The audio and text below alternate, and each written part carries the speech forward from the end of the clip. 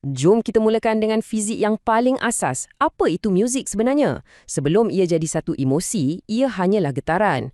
Gelombang tekanan yang kita tak nampak bergerak di udara macam riak air di kolam. Tapi keajaiban sebenar berlaku dalam telinga kita. Struktur yang rumit dalam telinga kita tangkap getaran ni dan terjemahkannya jadi satu siri isyarat elektrik, bahasa yang otak kita faham. Bila isyarat elektrik ni sampai ke bahagian pendengaran dalam otak, otak kita terus buat dua kerja serentak. Kerja pertama, senang je, persepsi. Maksudnya, apa yang aku tengah dengar ni? Otak kita kenal pasti not, irama dan bunyi instrumen. Tapi, kerja kedua ni lah yang paling best. Ia adalah ramalan. Apa bunyi lepas ni? Berdasarkan semua lagu yang pernah anda dengar seumur hidup, otak anda sentiasa meneka.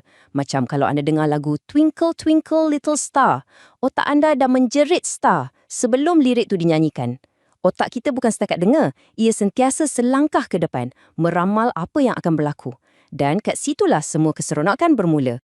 Petikan ni, otak bukanlah perekam pasif. Ia adalah enjin ramalan, memang merumuskan idea ni dengan sempurna. Otak kita bukan macam mikrofon yang cuma rakam bunyi. Ia secara aktif membina satu model tentang muzik tu sambil ia bermain, menggunakan pengalaman lepas untuk meneka apa yang akan datang. Dalam kata lain, muzik ni macam satu taman permainan yang direka khas untuk enjin ramalan otak kita. Ia penuh dengan corak, pengulangan dan kejutan. Semua bahan yang otak kita suka untuk berlatih. Jadi kat mana datangnya rasa seronok dalam permainan ramalan ni? Ia datang dari tarian antara jangkaan dan kejutan.